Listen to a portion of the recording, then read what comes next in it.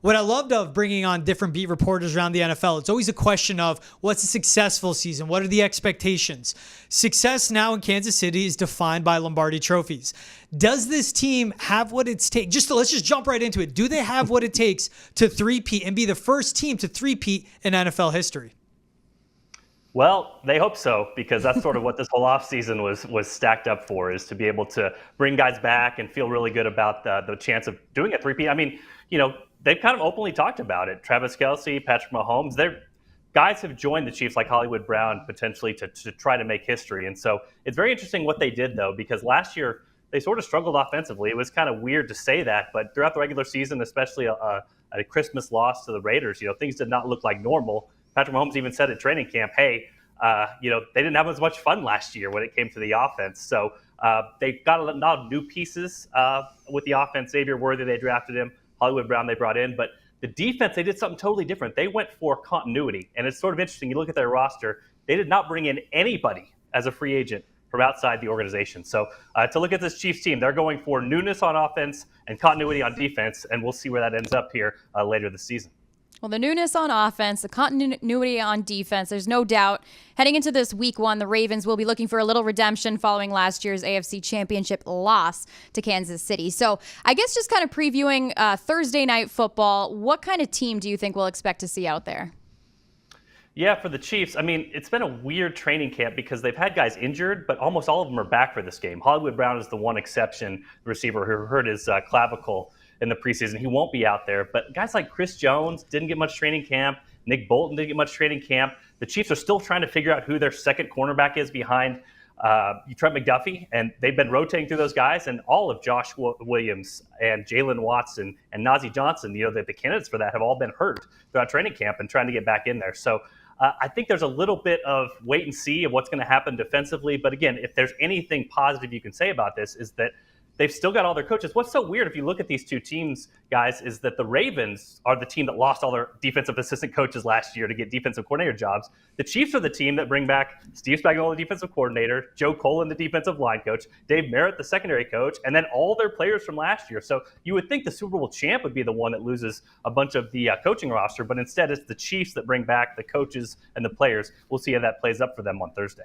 Yeah, I love how you point that out. Anthony Weaver, defensive line coach, now the DC down in Miami, went from Baltimore to Miami. Geno Stone, Patrick Queen, just some small guys that are no longer with the Ravens. But you brought up what the additions were, and Hollywood Brown will be inactive on Thursday Night Football.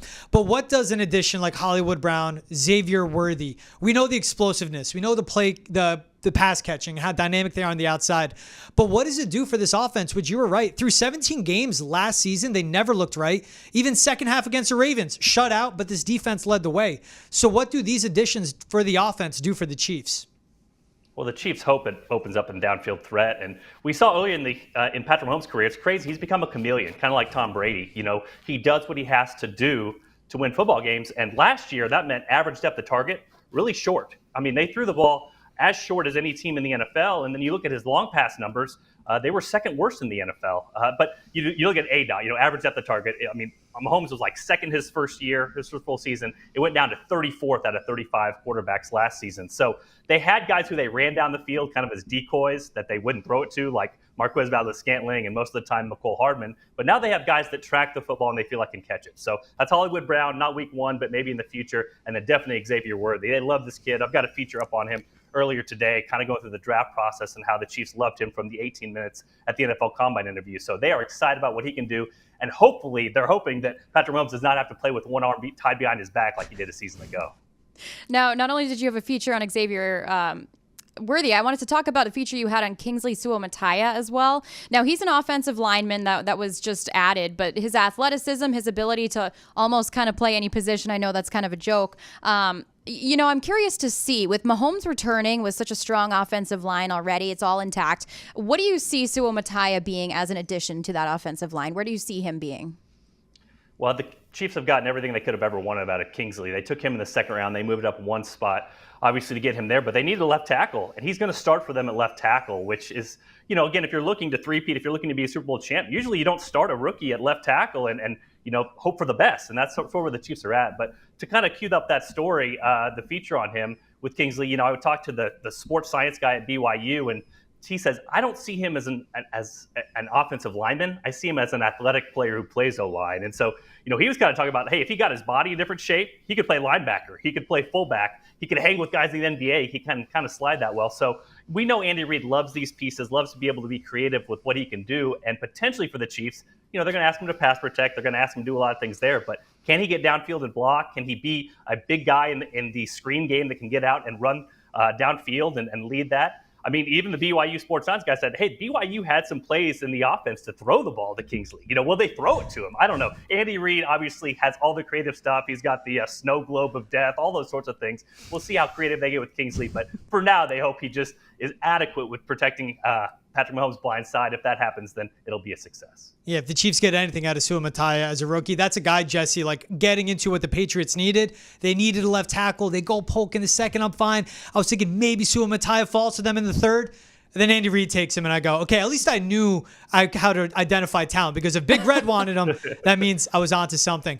Talking about, we brought up 15, we brought up Worthy, we brought up Brown, but Travis Kelce, 35 years old in this upcoming season.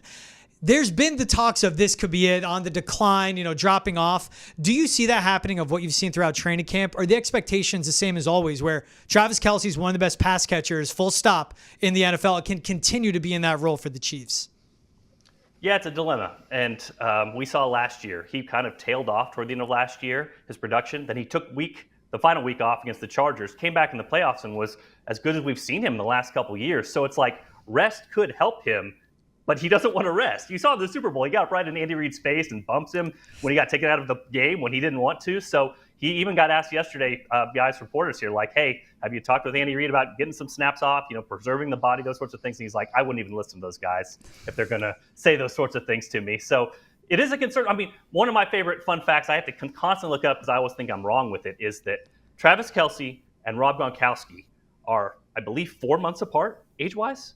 And so you guys know Gronk. I mean, he had a Hall of Fame career, retired, came back and played more and won the Super Bowl, and now has been retired again. And Travis Kelce is still in the NFL and considered one of the top, tight ends in all of the league. So it's pretty amazing for him to keep this type of production, whatever it is, at this particular point when you compare his age to where he is, which is Rob Gronkowski's age.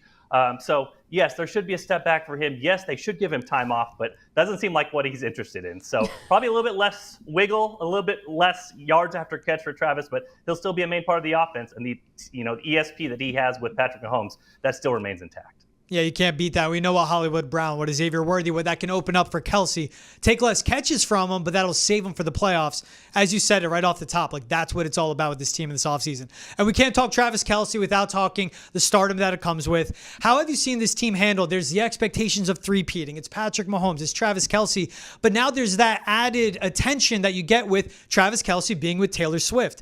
It's such a weird thing to talk about, but that is a challenge in and of itself, of the extra attention and the pressure they get. How have you seen the leaders in the locker room handle that extra attention they get of Taylor Swift being with Travis Kelce, and also how Kelce and Mahomes themselves have been able to block that out and still concentrate on football? Yeah, they've been pretty good about keeping football and that off to the side, you know what I mean? And Travis, honestly, he's sort of been this celebrity for a little while. I mean, this takes it to a completely other level, obviously, but they do try to kind of just focus on football and what comes with it. So I think for the Chiefs, I'm not going to say it's old hat now because this thing is still not quite a year old yet. And, I joke with people, I say everybody, follows around Taylor Swift, but Taylor Swift's following me around, guys. I'm the beat writer. She's following me to the stadium. So, again, everybody's getting used to that new publicity. But as for now, they've sort of been able to compartmentalize what this is and kind of have fun with it along the way. And so this has made the Chiefs pretty much America's team, whether you are following football or following music and celebrities. And they've embraced that pretty well and obviously won Super Bowls even as it's gone on. Now, just to kind of piggyback off of that, have you seen like a new batch of football fans or a new crowd, a new demographic, I guess, of fans coming to see games or practices or anything because of this effect? I mean, there's all sorts of weird things. I was doing a podcast in England the other day and or with a guy in England. He was talking about his store 30 minutes down the road or 30 miles down the road that was selling Taylor Swift Chiefs gear. And you're thinking, God, this thing has gone international. You know what I mean? Can you imagine Chiefs gear out there in England? But yeah, you see training camp, signs, little girls out with their dads, signs to go Taylor's boyfriend, those sorts of things. So it has been pretty interesting to see kind of the dynamic of what happened and a whole new generation of different people embracing football and embracing the Chiefs. And whatever she wears to games, that immediately sells out in these local stores. So she's done some good for local businesses as well. Hey, it's awesome to see that happen. I'm all about more eyes, more attention, more fans coming into football. We love that effect. All right, let's get back into talking about Thursday night matchup with the Ravens. What do you see being a key part of this game? Because we go back a year ago, and the Chiefs were stumped on their banner night, on their unveiling night by the Lions. But what's different, especially in a match where we get an AFC Championship rematch, but this time in Kansas City? Yeah, I mean, again, the continuity part I think is going to be big. The Chiefs are probably a little bit not as deep. They're not as deep this year as they were last year, where they had guys like Drew Tranquill, who stepped in when there was an injury to Nick Bolton. Mike Edwards stepped in when there was an injury to Brian Cook at safety. And then even, Charles Omenihu got hurt, and they had other guys able to step in there as well. But Omenihu was productive after they signed him as a free agent. So all that kind of goes out the window week one, though, because the Chiefs haven't racked up the injuries that you're going to rack up throughout the course of the season. But we've seen Lamar Jackson. He's so good in underdog settings. I saw a stat today. I think he's, as an underdog, 1-1 against the spread and 10-4 straight up. So these are the settings where he thrives. But like I said, for me, if I'm looking at this from the Chiefs' perspective, I would say continuity is on their side when you're talking about trying to work in different guys, work in different coaches. The Chiefs had the advantage of that, and potentially that can play up in week one. So interested to see what both teams do here. And obviously Baltimore had a regular season that was for the ages last year, if you'll get some of the advanced numbers like DVOA out there. But it was a disappointing end of the season because of what happened with the Chiefs. So I'm sure they're going to be ready to go out there and show last year that they don't want that to happen again. And potentially that was a little bit of a fluke. Ravens went into that game favored, did not win it. They want another crack at the Chiefs, I'm sure. Now, something I wanted to ask about is you mentioned earlier the Chiefs are looking for that second cornerback still, the continuity on defense. But something that stands out, Jackson is 1-4 starting against Kansas City. But something about him is you tend to find him out of the pocket a little more. He's good as a runner against this KC defense. But he averaged more yards per rush than per pass attempt against them. So what do you think, if you were to analyze kind of the KC defense here, how do you think Lamar Jackson is going to perform against them?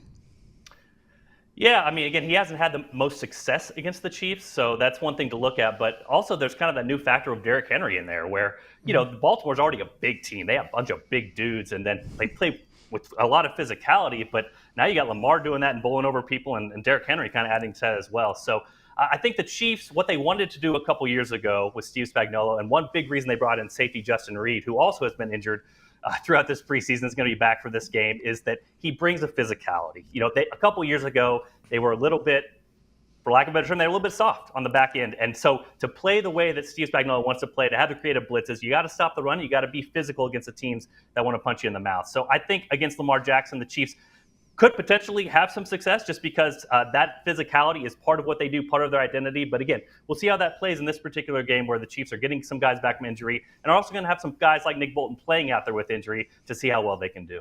And Jesse, Andy, quick on this one. What's your prediction? Thursday night, kickoff to the season, Chiefs hosting the Ravens. Yeah, again, I kind of see the two trends here. That Lamar Jackson really good as an underdog trend going against the Chiefs and the continuity and liking that early in the season trend. But I'll actually, the Chiefs struggled last year in their opener against the Lions, lost 21-20. I'll actually go with the Chiefs here. I'll go 27-20 Chiefs. I'll say that they unveil the banner and have a 1-0 start to this particular season.